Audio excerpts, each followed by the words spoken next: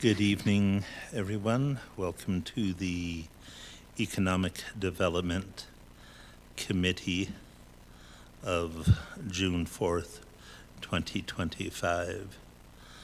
All are present with the exception of Mr. O'Neill, who is currently enjoying his children playing some baseball. So go Junior O'Neills. First and only item on the agenda, as we're all aware, is the lovely and talented Kelly Sullivan with an update from the Butte Local Development Corporation. Kelly, I'll hand the meeting over to your trusted hands. Thank you, Bill. Good evening, everyone. So a few things we'll touch on this week. Last month, we hosted the Headwaters Tech Hub event that we put on at Butte Brewing on May 13th. Tim Van Rieken, who is the executive director of the Tech Hub, and Courtney McKee joined us. There was some time for Q&A. The chief executive was in attendance representing Butte-Silver. We had about 25 attendees and great conversation surrounding opportunities in Butte with the Tech Hub. One of the things we talked about is if that was the only event we did, that would be kind of a missed opportunity. So we think we're going to try to do something quarterly. We'd love to have members of the council join us if and when they can. And we'll be sure to blast those dates out when we know them. But I think there's going to be some good opportunity for Butte in the economic development realm with the Tech Hub coming to Montana. A lot of photonics work will be done in Bozeman. Corporate offices, R&D, but manufacturing that will accompany that might have opportunities to site in Butte. As I mentioned I was going to do last month, I did submit a $30,000 grant request for planning dollars to the Opportunities in Rural Economies grant program with Department of Commerce.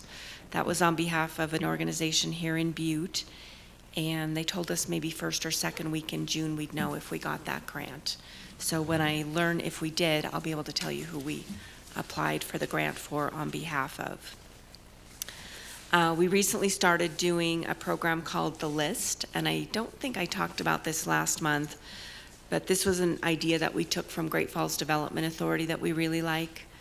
They put out a top 10 every week of things they're doing.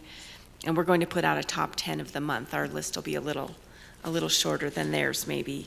But we've gotten great feedback on that. You all should have received our first edition in early May. If you think you didn't, let me know. We'll check our mailing list.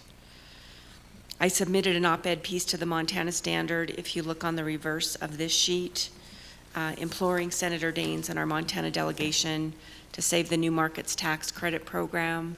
That assisted with Northwestern Energy's building here in Butte, Ace Hardware, the Copper King Hotel, and it's a program that really assists us in economic development efforts. A brownfields update. This is our big exciting news of the evening. We learned on May 16th that we had received an additional $1 million in brownfields cleanup revolving loan funds. It'll be October probably before all contracts are signed and we see the money. But we have a lot of brownfields projects in the pipeline here in Butte, and those are opportunities for redevelopment of blighted buildings and properties.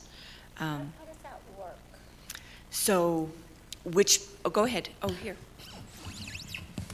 Please. How does that work?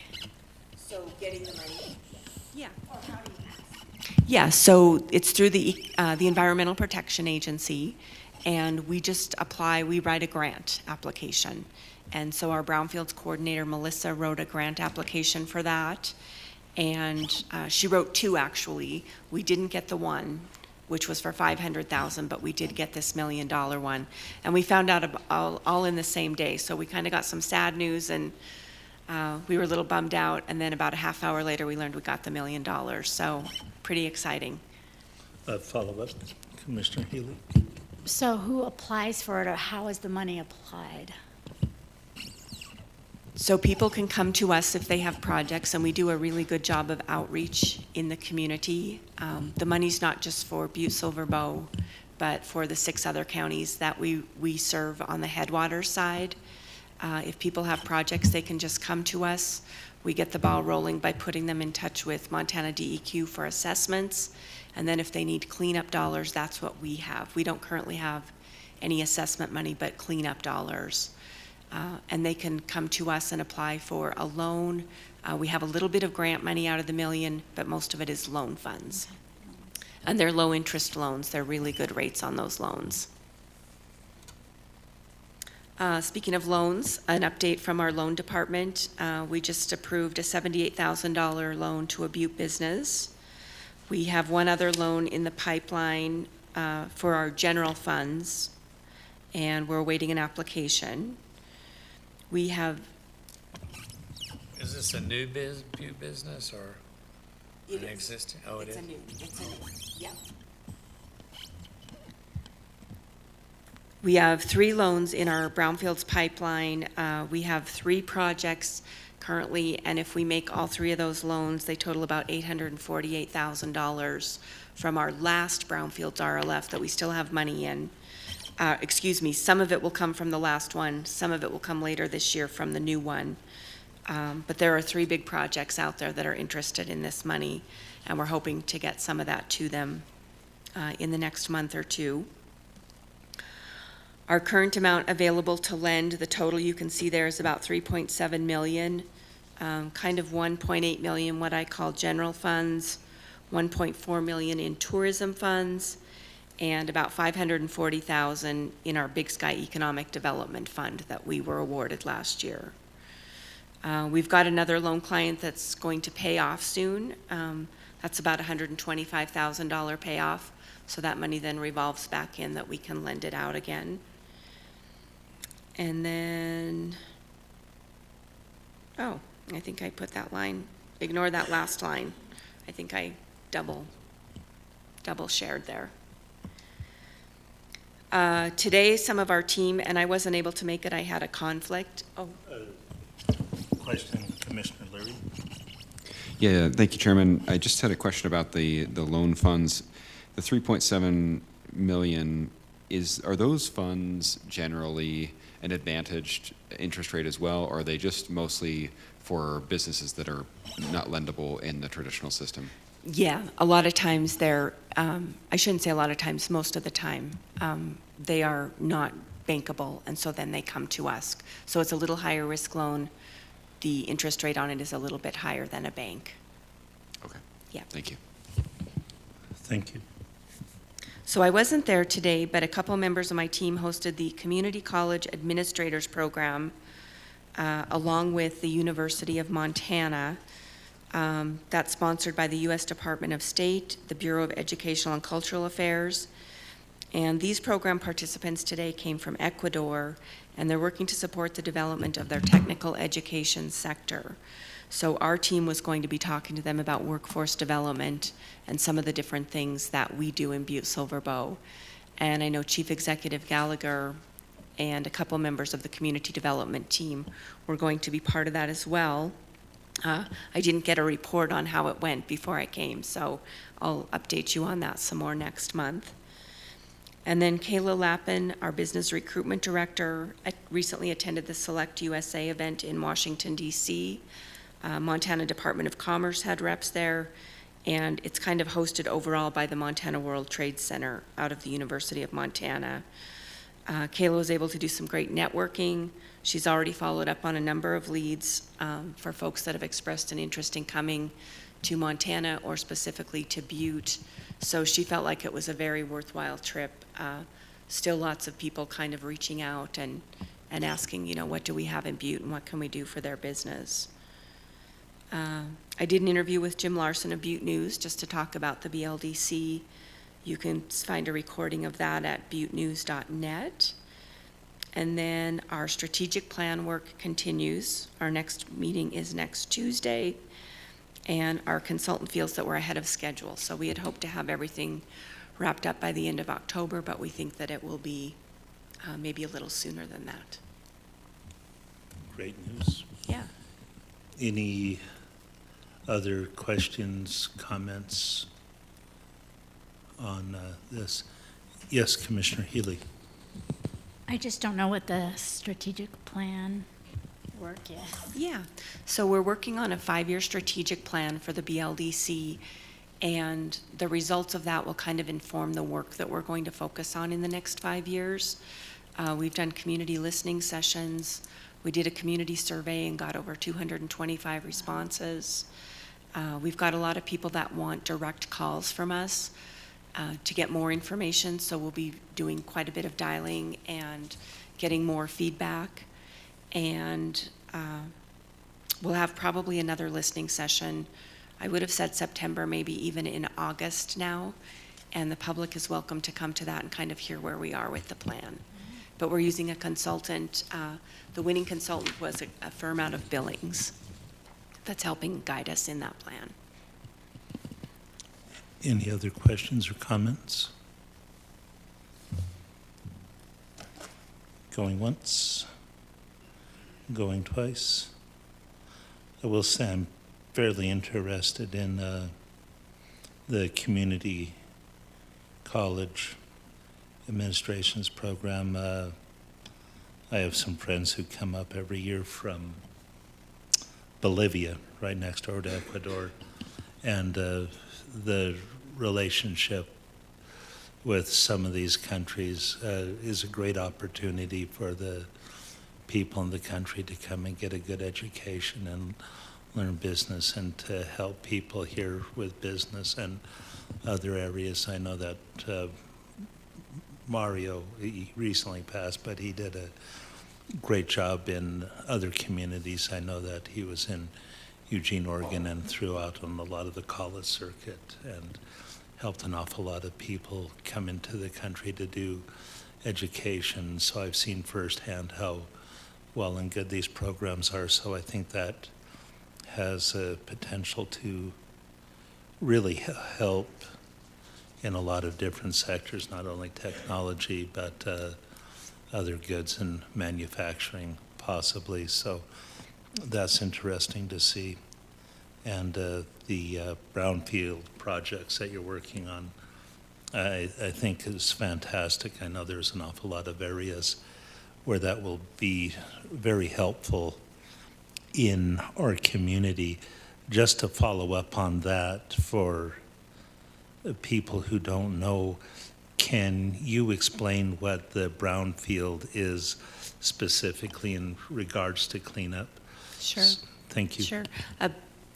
Brownfield is a building or property, the redevelopment of the cleanup of asbestos or lead or petroleum, the cleanup of which leads to redevelopment for that property. So it's a blighted property, and it has to be redeveloped. You can't clean up a gas station and then make it a gas station again. You can take an old gas station and maybe turn it into something else. And an example of that is Shebrew's down on South Montana Street, which used to be a service station, and that was a Headwaters and BLDC project a number of years ago. I know that there was one on the corner of Park and, oh shoot, my brain just quit on me. Park and Clark in my area, where there was a gas station. Then it was Joe Pasty's and a few other things, but I see some work going on over there, so that's exciting. Yeah. This really comes in handy if we remember about 2-3 years ago, across from Butte High School, where the cleaners, the dry cleaners, a lot of those chemicals, there was a big plume of that heading towards the high school, and projects like this could help clean up that area and redevelop that building and neighborhood a little bit. So it could be great benefit to the community, especially in an area like that, so close to the high school with the kids there. It would. Yeah, it's a great program, and the Dairy Queen down on Mercury Street is another example of a brownfields project, where that land was redeveloped for use as the new Dairy Queen. What about the place on Mercury? I mean, is it Granite, the Taco? It used to be the Taco. That was a garage, and we have a restaurant. Yeah, I don't know that that has had brownfields redevelopment work done, not that I'm aware of. It might stand to use some, though, if I had to guess. Any other questions? Puzzle. Well, Kelly, thank you so much for being here. Let me see. Tommy wanted a puzzle update. We have sold 5,144 puzzles, BLDC and the Butte Chamber of Commerce. How many do we have to sell? About 10,000 more. Yep. So this might be a 3-year project. That's okay. We knew we were in it for the long haul. What did we sell last year at Folk Festival? Commissioner I don't, Walker. I don't remember that number. Thank you. No, that'd be a great place to have I'm sure you'll be selling them up at the Folk Festival again. We will. Great. And that is a great segue into, it's not on the agenda for economic development mill levy, but if you look at the regular agenda for tonight's meeting, I do have 2 communications that affect this group. Next week, we will have the reports given by the recipients of economic development mill levy funds from the last fiscal year. And the following week on the 25th, I believe, or the 18th, 25th or the 18th, we will have a bid opening on those projects for this past fiscal year, current fiscal year that we're in, that ends in 20 some days. So anyway, we'll have those and I'll give you more information on that. But if you are listening out there and you have put in for those grants and monies before, this is your notice that we will have those presentations next week, and those applications for the money for this fiscal year will be coming due shortly. So please consider putting in for those. And then I will call for a special meeting. At some point, I'll get together with everybody and try to, either before this body meets or afterwards, or probably a Tuesday, Thursday, whatever works with everyone's schedule as much as possible, and have a special meeting to go through those projects. We'll have $106,000, 1 mil this current budgetary cycle, so it does change every year depending on that mill value. And we will dispense those monies to groups in the community that benefit economic development. I know that BLDC has put in for grant monies before and received quite a few, the Folk Festival, the Henri Ra Festival, a couple other nonprofits, the Mining Museum. There's quite a few, and my mind slips on all of them, but it is a very good program that comes before the voters every couple of years, and so far they have always approved it to continue, which I think helps a lot of these programs.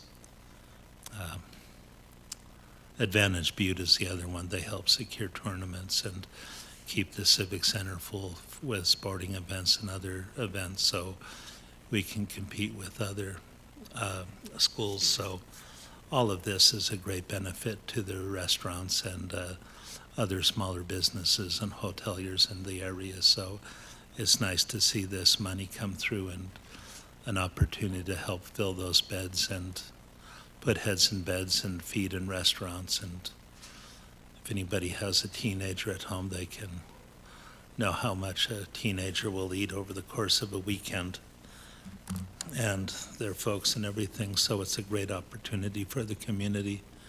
Commissioner O'Leary. Thank you, Chairman. Will the previous applicants that received money, will they be getting a formal notification that they need to come and present to the council? Yes, they will.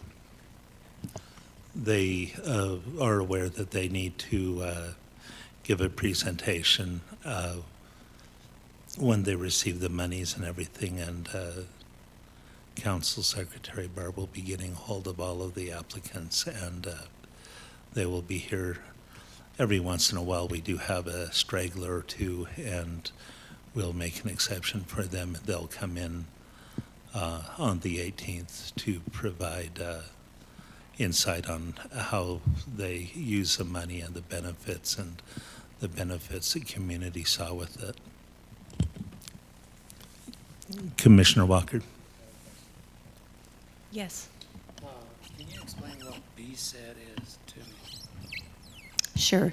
It's the Big Sky Economic Development Fund, and it's a fund that was awarded from the Montana Department of Commerce. That money used to be available as grants. It was called the Big Sky Trust Fund, and now it was awarded as It was awarded to us as a grant, and then we turn around and lend the money.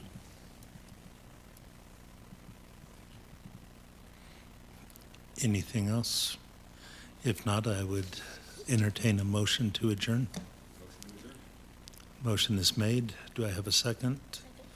All in favor? Aye. Opposed? Hearing none, motion carries. Thank you, everyone, very much. Kelly, thank you so much.